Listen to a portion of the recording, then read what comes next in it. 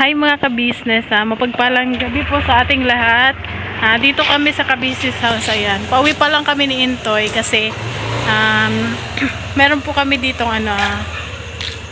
may ginawa lang kami dito saglit. So ayan, anong oras na? So, puruso? Toy? Ayan mga ka-business, pupunta kami ng butika. Sabi ni Nika, hi! Hi mga ka-business. Hi mga ka-business. So ayun. Pupunta po kami ng mga ka-business ng butika ni Intoy. Feeling ko may bukas pa naman, alas 10 na mahigit. Feeling mo lang yun. So ayun. Kasi ako muna magsasalita. Sige na. Pupunta kami ng butika kasi nga mga ka-business. Ano gagawin natin sa butika? Bibilhan namin ng gamot si... Patayin mo muna yan. Si Munong ba? Si JB. Dito ka. Kaya andito yung liwanag eh. Bibilhan namin ng gamot si JB mga ka-business kasi nilagnat siya. Yung nasabi mo ba sa vlog na nakagat siya ng aso? Nakagat po kasi siya ng aso nung nakaraan. Nabanggit naman ni Intoy. Tapos nagpa-inject siya. Kanina ba? Ni-inject siya? Kanina siya na-injectan kasi nung nakaraan mga ka-business pumunta si Intoy doon sa... Nung linggo pumunta sila sa bahay ng amo na may-ari ng aso. Walang tao. So ngayon, na-injectan siya kanina. Tapos ngayon, nilalagnat daw. Kaya bibili kami ng gamot. Sabi ko nga kay Intoy, dito na patulugin sa bahay para mabantayan. Kausapin ko na lang. So mga ka-business, bibili lang po kami ng gamot. Tuwan-tuwa pa naman mga business kasi yung gitara na inayos niya, okay na po eh. Okay na, andyan na, dala-dala niya na. Babalik niya ba kay Babalik niya na daw sana kasi gusto niya rin makita kung anong reaction ni Kevin sa ginawa niya.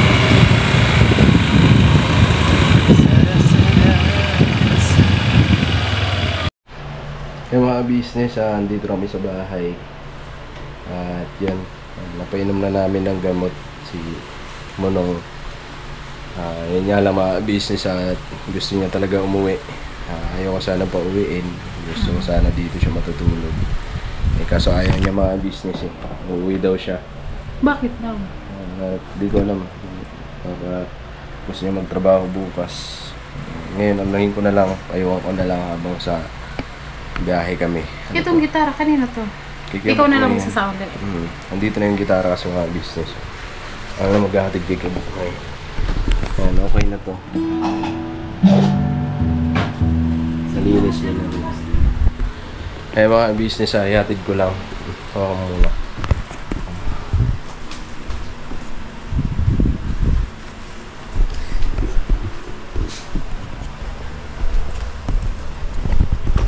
Kinig.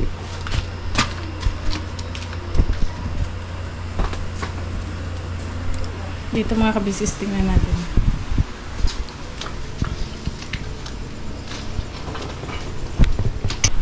Ayan. Sabi namin ni Intoy, dito na lang siya matulog. Kasi para ba para ba mabantayan sana siya. Kaso ayaw niya eh. Gusto niya umuwi. So sige. So ay mga ka-business kasi di ba ngayon, delikado ngayon ng rabies. Talagang delikado. So buti naman nakapagpa-inject na naturukan agad siya. Pero ang lang namin, bakit siya nilagnat ba?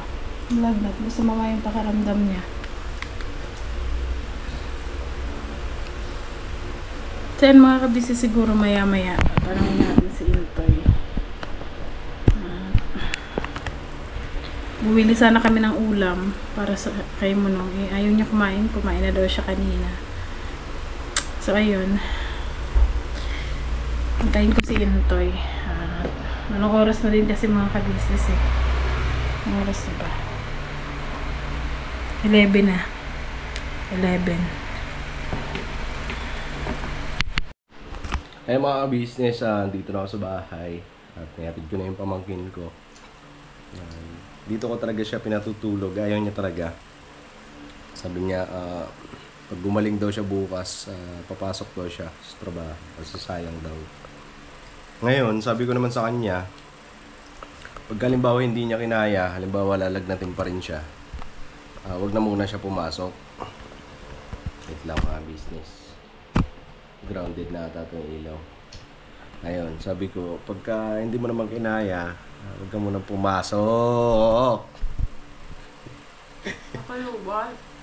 Ay mga business, ano Pala siya?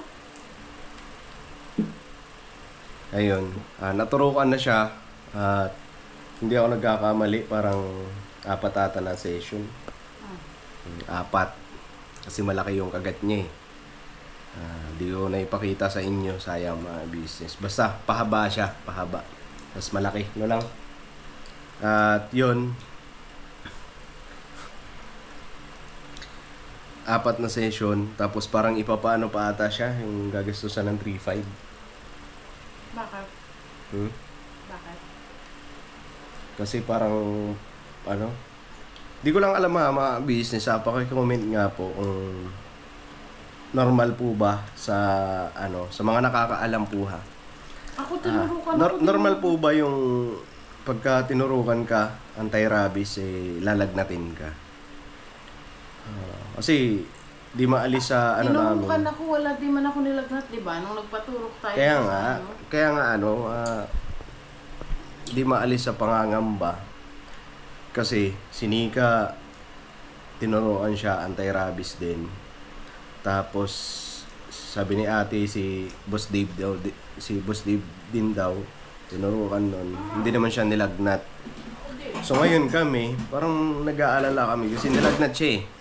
Kahit nung angkas ko eh. Mainit siya eh. Kaya nasabi natin kanina sa kanya, dito na siya matulog. Kaya dito namin pinatutulog para mabantayan din namin. Kaso ayaw niya. Bakit daw ayaw? Gusto niya umuwi. Dahil sa... Yun nga, ang sabi niya, gusto niya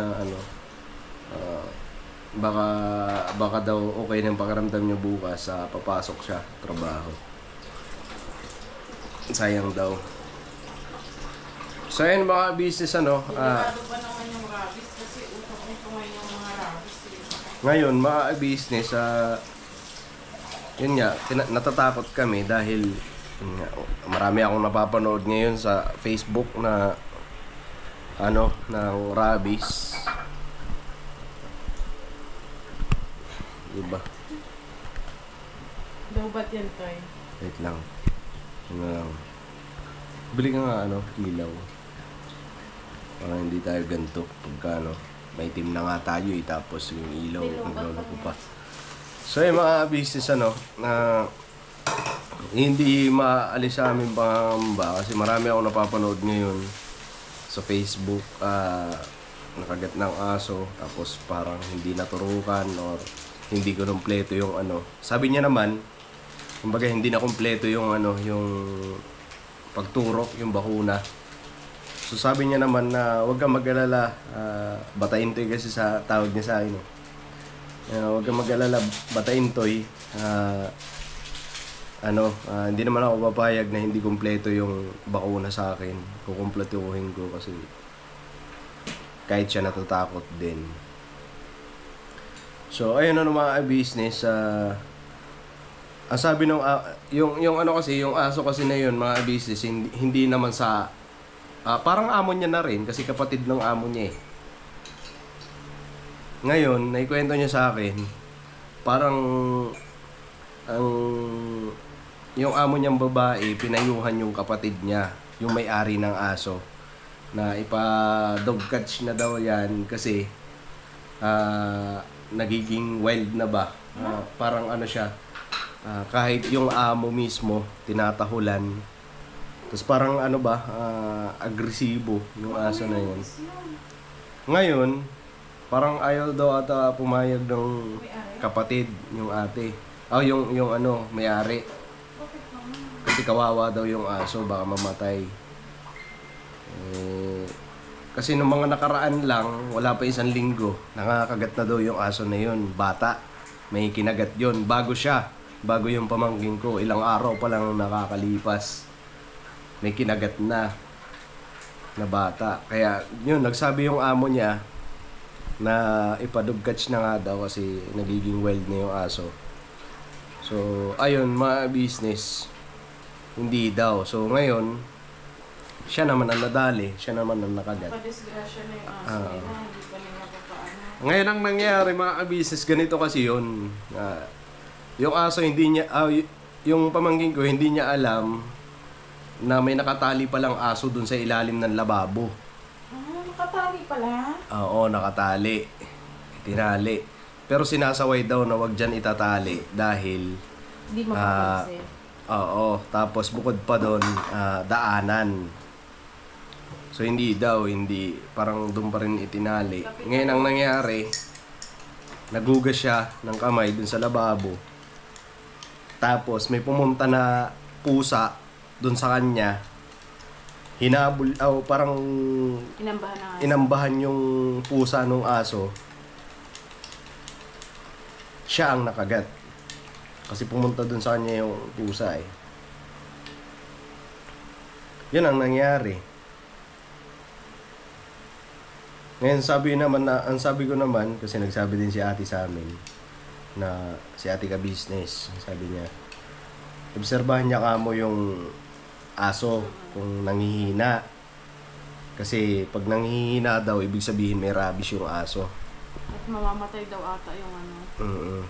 Mamamatay yung aso. So, sabi ko sa kanya, obserbahan mo yung aso at anuhin mo.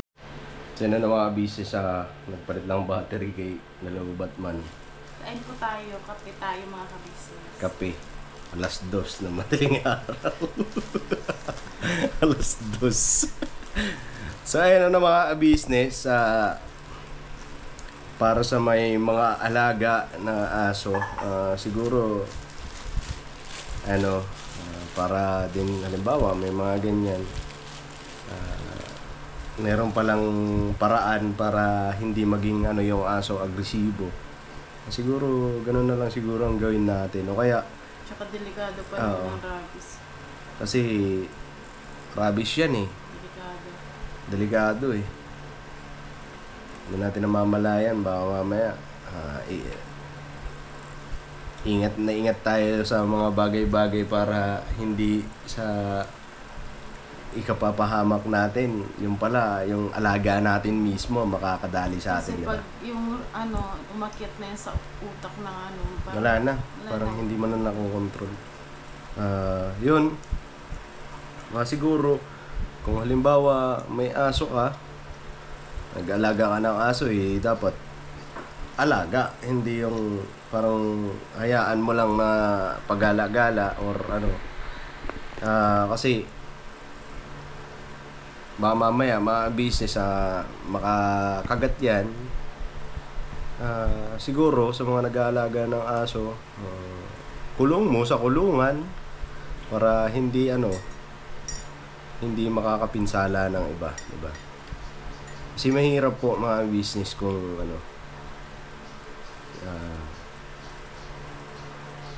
makaperwisyo yung alaga nating aso.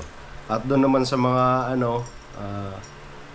gaya dito sa atin, dito mga business ang daming aso, kaya inaano nga namin si Genso na huwag lalabas. Ayun, andyan naman siya, andyan sa kapitbahay namin kasi may mga bata dyan. Andun lang siya, dun siya naglalaro.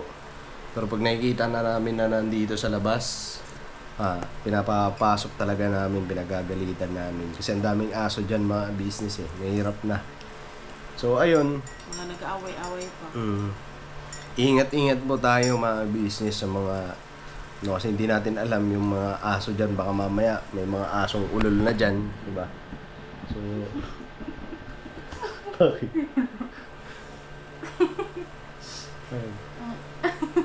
ay mga business kaya ako naman siya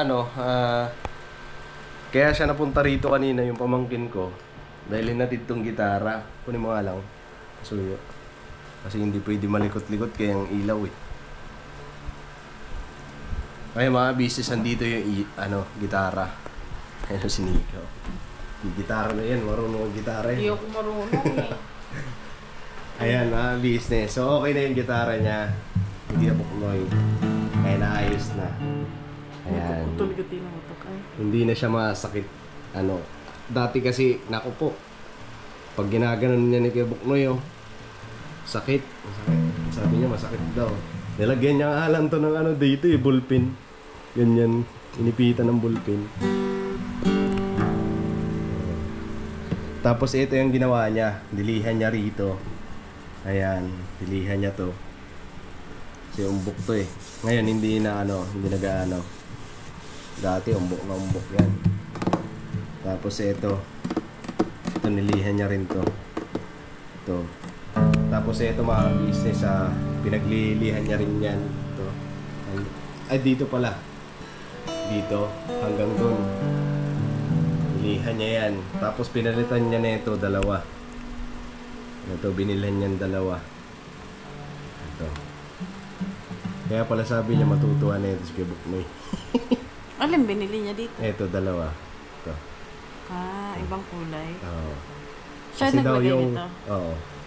Yung ano, Paano ba ito nalalagay? yung ano kasi mga business, yung kardas niya una, kalawang na. So ngayon may binilin siya sa akin, papaliwanag ko na lang kay Kuya Buknoy. May binilin siya sa akin pagdating dito sa gitara, pag magpapalit ng kwerdas. Ito. Pag magpapalit daw na ito, isa kasi pag ikakabit daw mag-isa, isa lang. Para siya manginginig buong ano, buong gitara. Sabi niya, sabihin mo sa kanya, batayin to yan, ano, tito na lang. Ayan, tito na lang. Para tito na lang. Ayan, ano, kasi ang batayin to eh, mga nakaintindi lang yan, mga waray. Sabi niya sa akin, tito, sabihin mo kay Kuya Buknoy, huwag siya mag-aalala pag halimbawa nagkabit siya nito tapos isang kwerdas lang, tapos pagka tinesting niya, itutono niya, magbabibrate daw to buong ano, buong gitara. Sabihin mo sa kanya, normal daw yun, normal yun sa gitara. Pero pag naikabit na daw lahat ng kwerdas na anim, okay na daw yan, walang problema na. Bakit? Magre-react naman to kasi detalyado daw sinasabi ko. Wala naman akong sinabi ah. Ayaw niya ng detalyado. Gusto niya, ano? Wala naman akong sinasabi. Walang ano yan. O overthink. Saya mga business, magkakape na lang. Mga kabises, bibili kami ng ilaw. Mapapansin niyo po yan. Kasi yung ilaw namin, tingin mo. Lowbat ba yun? Di kasi itong ilaw na to, mga business. Itong ilaw na to, sira na to. Sira na to. Kay kuya to eh. Ay, ilaw yan. Kay kuya tong ilaw na to. Ngayon, inano ko, sabi ko pwede pa to. Asan yung binili mong ilaw natin? Wala yun, di battery yun eh. Pangit nun eh. Di battery. Hindi di-charge. Hindi siya chargeable. Di battery. Ngayon inaayos ko tong ilaw. So gumana naman siya. Yung problema nga lang, ganyan mga business. Oh. Wala-wala. Minsan, maliwanag. Parang buhay lang. Minsan, maliwanag. Minsan, madilim. Diba? So yan lang. Kape tayo mga business. 2:00 ng madaling araw. Alright? Ba't nagkakapi tayo pala? Kung ano? Hindi, ba't ka nagtimpla? Nagtimpla ko kasi gusto ko magsawsaw ng tinapay eh. Ang dapat dito sa tinapay, palaman. Akala ko kasi may... Si GR kanina nagdala ng pandesal ang sarap. Huh? Oo. Kanina umaga. Saan niya binili? Hindi ko alam eh. May cheese sa loob. Dapat tinanong mo. Yun ata yung nakita ko dyan na yung... Oo, silupin na lang. Plastic na lang. Ang sarap eh. Ang pandesal ah. Ang Alam sarap. ko kasi may mayonnaise pa dito. Di ba bumili tayo ng ano? Aray ko. Hindi na ako. Wala. Ano yun? Number. Hindi. Number! Ang wala. Number! 2. Ba't to?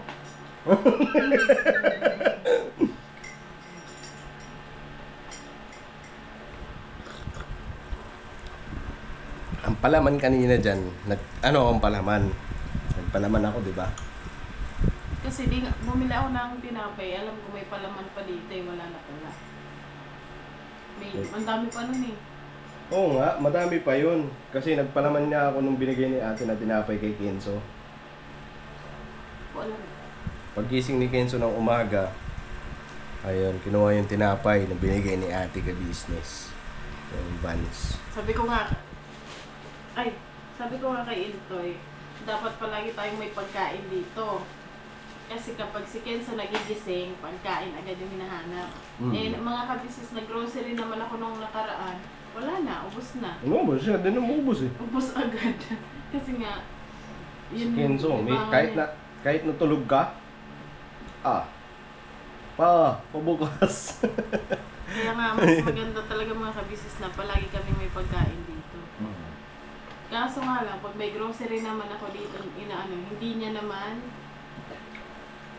maya't maya, ay nako, kaya ubos agad. Wala pang isang linggo, ubos agad ang biskwit, ang ano. Dalawa kayo eh. Hindi oh. Ipapasa mo lang kay Kenzo, pati ikaw. Dalawa kayo dyan, nguya-nguya.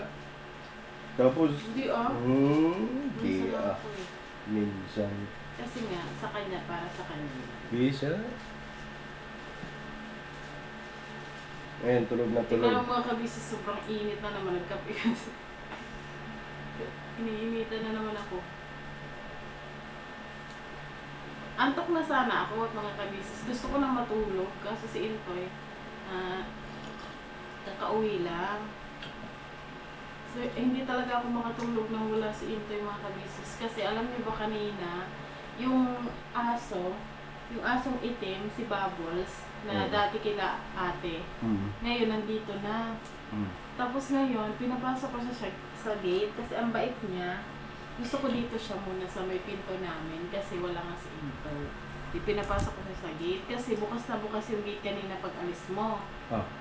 Di lumabas ako kasi akala ko andyan ka na kasi may narinig akong motor, pareho ng tunog. Paglabas, pagsilip ko dito, wala pa man. Tapos nakita ko yung gate bukas na bukas. So lumabas ako. Sinarado ko yung gate, pinapasok ko yung aso. Tapos pagkapasok ko ng aso dyan, hindi sinarado ko yung pinto dito. Tapos, pumasok na ako dito sa loob. Tapos maya-maya, may kumakatok 2 beses na gano'n. Ayan. Tapos kinabahan ako kasi wala man ako narinig na motor. Tapos di ko man narinig yung gate na bumukas. So, kinabahan ako.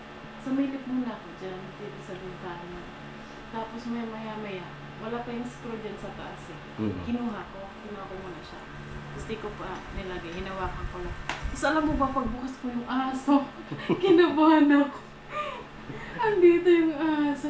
Naano ko yun mga kabisis kung bakit yung aso. Kasi pangalawang beses na to, na siya yung kumakatok talaga dito. Yung asong itim.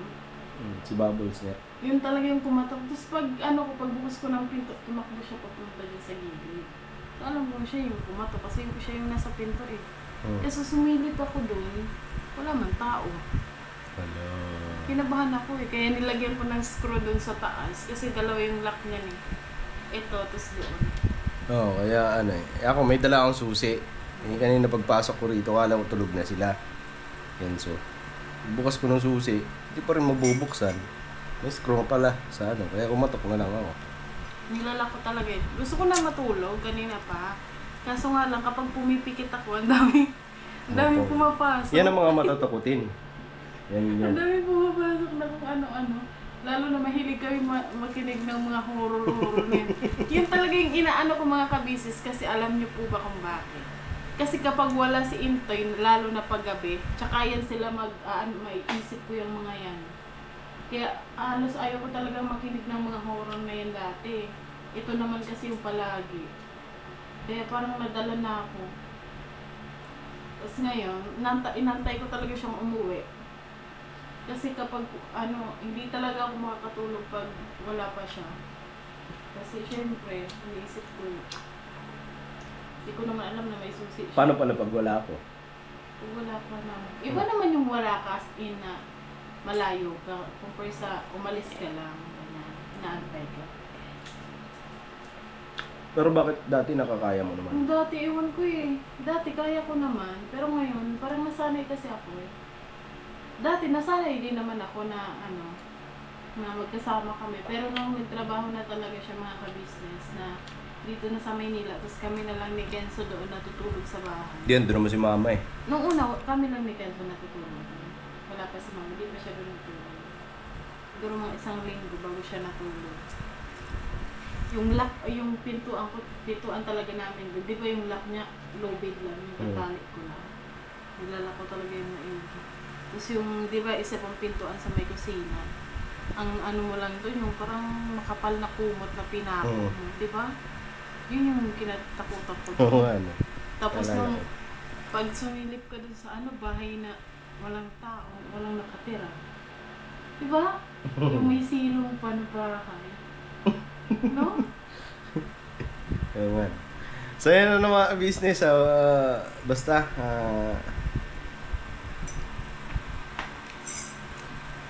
yun. Basta mag-iingat lang sa mga alagaan natin yung aso. Kasi di natin alam kung ano. At tayo rin. Pero si Ito yung mga kabisis, nakagat na din niya ng aso. Nakagat ako ng aso. Ay, sa legs niya, ang laki din ng nito. Pero matagal na. Bata pa na. Nasa ako. Unang trabaho ko. Pero wala naman. Unang trabaho ko si Taguig. Taguig. Tacloban. Ayan, shout out sa mga taga Baras, Tacloban. Sa may Palo. Ayan. Palo Leyte. Palo na ba yun? Basta sa may Baras, sa may MacArthur. MacArthur Park. Ayan, dyan. Saan mo yun, Toy? Yung. Di ba dito yung sa legs? Kinagat ako ng alaga na aso. Kasi yun eh. Share ko na lang din. Yun. Umuulan, ang lakas. Ulan. Kulog, kidlat, ayan. Tapos etong dalawa kasi takot na takot yung dalawang aso. Takot na takot sa kidlat. Gumawa sila ng paraan para makalabas. May kasi sila eh. May para silang Kulungan? Yung kulungan nila lang ang ganda. Paano sila? Kasi buong alam mo yung buong parang bahay? Bakod, buong bakod. Nilagyan ng mga rehas na yan, para kulungan nila, para nakakatakbo-takbo sila sa loob. Ang dami nila doon. Gumawa sila ng dalawa ng paraan. Magkabukod sila. Yung isa nasa isang bahay. Pero yung isa naman dito sa kabilang sa may bakod. Etong dalawa parehas nakalabas. Parehas matatapang na aso. Nag-away silang dalawa. Ako, syempre ayoko na mabulabog yung amo sa tulog kasi anong oras na yun eh. Inano ko sila, inawat na parang para hindi sila mag-away. Itong malaking aso, ganyan kataas na aso. May lahi? May lahi, ang laki. Ang laking aso, malaki pa kay Pogi eh. Ang taas, tapos ang ng mukha. Parang ang amo ng mukha niya. Pero basta ang laki. Yan. Humarang ako ngayon sa gitna. Sus, pagharang ko dun sa gitna, bigla akong kinagat. Ba't ka kasi humarang? Alam mo aso yun eh. Namanhid tong ko eh. Ito, binti ko, namanhid. Ang sakit. Kasi ang laki ng sugat eh. Ang dami niyang piklat dito mga kabisnes yung ng aso. Dalawa parang ganun. Parang itim siya. Pero hindi ako nagpa-inject. Hindi ako nagpa-inject. Sino ba yun? Ayan, dalawa. Hindi naman na siya yung gaano kahalata. Parang piklat naman talaga. Yan ang kagat sa akin. Ngayon, kaya ako hindi nagpa-inject dahil damit. Sa shirt ba? Yung short, hindi naman tumagos dun yung ipin. Paano nasugat yan? Parang di ba pagka kinurot ka, ganyan? Ganon? Oo, di ba kasama pa rin yung parang ganun. Ganyan. So, hindi nasugat yung, hindi nasira yung shirt ko. Kaya hindi ako natakot, pero hinugasan ko pa rin siya ng sabon. Tapos inano ko ng bawang, tapos tinalian ko siya. Yan yung pinaka worst experience mo nung nakagat ka? Ha? Yun. Yung aso na malaki? Oo. Ngayon kasi ang kumakagat sa akin, ano eh, bulldog.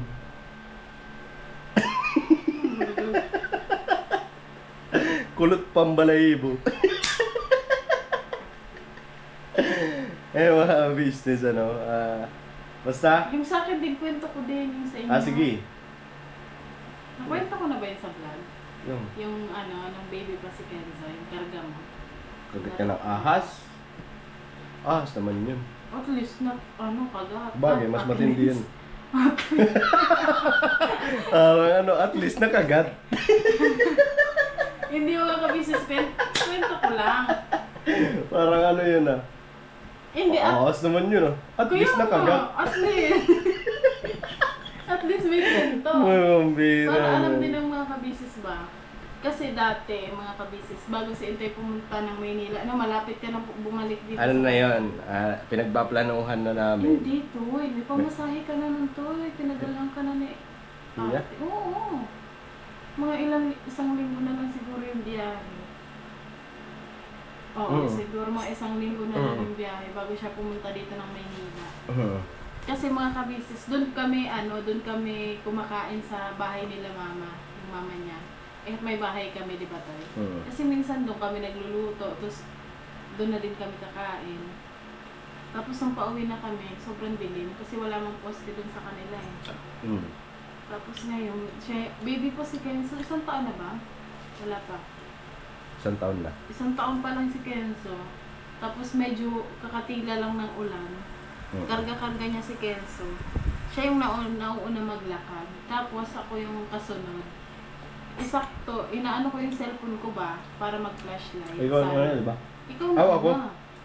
Ikaw na maglakad. Kasi pinapalashlightan niya yung yung dadaanan namin ni Kenzo. Hindi pa ako nagpa-flashlight. Iano ko pa lang yung cellphone para mag-flashlight. Tapos ngayon mga ka-business, hindi ko pa nag-flashlight yung cellphone. Kumagat na. Naapakan ko na pala yung ahas na sobrang haba. Tapos saktong pinindot ko yung flashlight, tsaka namin nakita ni ito yung ahas na Palayo na. lumalayo na. Nakita namin na sobrang haba, ang laki na. Pero di namin alam kung anong klaseng ahas yun. Tapos ngayon, yan pa naman yung pinakakinatatakutan ko ba na na dito na hayop ba na nakikita ko. Mga wild. Yung ahas talaga. Yan talaga yung parang yung time na yun nakita na tiningnan ni ito yung paa ko dito. Tiningnan niya dito yung paa ko. Dito yung kumagat mga business eh. Dito yun. Dalawa. Yan, Dalawa dyan. yun eh. No? Lang, dalawa. Dito pa ganito patayo. Ganyan. Ganito. Oh. Dito dalawa, tapos dito parang galos lang pa ganyan. Tapos umano siya, sabi niya, ah! Sabi niya, sige naman, sabi niya, lang! Nasigaw ako nun, sumigaw ako sa pagkabigla ba. Tapos nung nakita na flashlightan ko yung ahas, parang bigla akong nawala ng lakas. Yung, hindi ako makatayo. Ahas pala yun, parang gano'n. Ganon. Sabi niya, niniga sa akin na, Isakto, nauna lang siya sa akin ng konti, no? Pagka- Isang lang ata, 2 hakbang lang. pagkakagat sa kanya, sabi niya, lang! Nakagat ako! Hindi. Yun. Linashlightan ko siya, tapos ikaw nakakita noon. Kasi nga hindi ko... Kaya nga ako bumalik eh, kasi natataranta na ako eh. Kasi sabi mo lang, nakagat ako ng ahas. Kaya ako bumalik kagad, dali-dali. Pagka-flashlight ko doon, nakikita ako. Oo. Yung pagkakita ko mga business na may kagat, yung 2. Grabe, hanggang ngayon kinikilabutan ako. Yung tumatay yung balahibo ko. Pagkakagat ng 2, ng ngipin, parang... 2 siya sa yun, eh. taas. 2 sa baba, Tapos sa baba, tuldok lang. tuldok lang. So hindi siya nakakagat ng maayos mga business. Parang ganun lang ba yung ganun? Parang nabigla lang din yung ahas, gano'n. Tapos, pagkakita kong gano'n, sabi ko, hala. Parang nanghina din ako eh, tapos parang di ako napapakali. Parang di ko alam kung saan ko ilalagay si Kenzo. Na pupunta ako kay mama para magsabi. Hindi ko alam kung saan ko lang. Kila mama. Tapos pumunta ako kay mama. Sabi ko, ma, si Nika nakagat ng ahas. Taranta din sila mama ngayon. Ngayon sinugod namin sa yung nag-ano lang ba, tawag sa amin. Nagsusuna. Ayan, Tambal, sa tambalan. Tambalan. Yung yan. Walang-wala kami ng mga ka-business, hindi ko makapagpa-enjoy. Mm. May pera man pala tayo, nung kaso nga lang, Pampamasahe. pamasahe mo. So, ayun, mga business, nung inano namin doon, sabi sa akin ng bayaw, huwag ka mag-alala, Toy. Kasi kung talaga may venom yun, kumbaga, may venom ba yung ano ng ahas na yun? May venom naman talaga ang ahas. Ibig sabihin, kung nakapasok ba sa kagat, kahit daw segundo lang, tapos paralisado na yung paa mo. Kumbaga, hindi ka na makakalakad ng maayos. Sabi niya sa akin, ayan, shoutout sa bayaw ko, ang tatay ni Monong, papa ni Monong. Sabi niya sa akin, huwag ka mag-alala kasi okay naman siya eh. Nakakalakad siya ng maayos. Layo pa na nilakad namin. Layo na nilakad namin. Sa bahay ng maggagamot. Siguro simula dito hanggang sa bahay nila kuya. No? Yun ang nilakad namin mga business. Mas malayo pa. Kasi pumunta pa kami dun sa manggagamot eh. Ayun, ang sabi ng bayaw ko, huwag ka mag-alala kasi okay naman siya. Hindi naman siya paralisado, tayo naman siya maayos, nakakalakad. Kasi kung may venom yan, hindi na yan makakapunta rito dito sa baryo. Hindi na yan makakapunta ng baryo. Doon pa lang, pagkakagat sa kanya, paralisado na yan. Segundo lang. Kung may venom talaga yun. Kasi, doon sa bahay nila, ang dami na namin nakitang ahas doon na pinatay ni tatay. Mga cobra talaga siya, mga ka-business. Yung, alam mo yung itsura ng cobra, yung umaano yung leeg niya. Kaya yun, sobrang kinabahan ako kasi madaming cobra doon sa kanila. Kaya yun, yung, alam niyo po ba yun yung isa sa kinatatakutan ko kapag umuwi kami sa kanila. Kasi lalo na si Kenzo, tsaka yung mga, alam mo kasi to yung likod nyo, di ba, mga nipa, mga basang Tapos, ayun mga business, sabi naman nila, pag nakagat niya daw ng ahas, pupulupot sa mo, kung saan ka parte. Pupuluputan ka daw niyan, mangamba ka kung ang ahas nakapulupot sa'yo, tapos pagkakagat niya, nakaihi. Ayan, pag nakaihi yung ahas, ibig sabihin nakalabas yung venom niyan. Nakapasok sa kumbaga nakapasok dun sa pinagkagatan niya. So, ayun, share ko lang mga business Kasi sa buong buhay ko dun sa amin, simula't bata ako hanggang sa nagdalaga, hindi ako nakakita ng ahas to kahit isang beses sa amin. Hindi. Pagpunta ko lang sa inyo. Dun sa amin kasi ang dami. Iskat na yan. Ang dami dun sa amin. Kaya yun, isa din yun sa kinatatakutan ko sa kanila. Parang na-trauma na ako, di ba? Kahit konting gumagalaw, parang gumagano na ako. Lalo na nung pumunta tayo sa bahay ng nagagamot. Yung dinidikit niya yung bato dun sa Tapos may biglang pusa na maliit na gumano sa Basta, kahit dun sa mga bako, nandun, nakapulupot. Yung ahas. Kasi napanood ko din to nasa Samar daw yung matatagpuan yung isa sa pinakamakamandag na ahas sa buong mundo. Yan nga yung Samar King Cobra ba yun? Hindi ko alam. Yun yung napanood ko kaya yun talaga yung kaya ingat tayo mga ka-business. Pero yung iba naman, hindi sila takot sa ahas. Kaya mag-iingat tayo sa ahas. Ang bira naman, pasok mo pa yun. So yun mga business, basta ingat lang tayo. Siguro hanggang dito na lang itong video namin. Muli maraming salamat sa walang sawang suporta. God bless po sa atin lahat mga business. I love you all. Never say goodbye. Tomorrow is another day. Pirabanat lang tayo. Todo. Todo na to. Mars.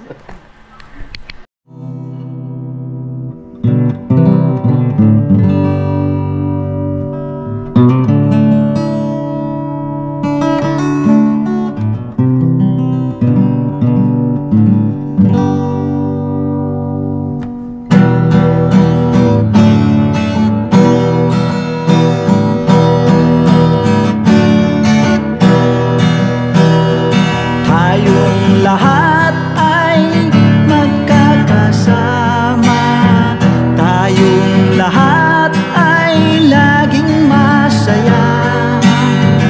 pagtulong nyo ay sigurado, pagkat mayroon kayo heart of gold.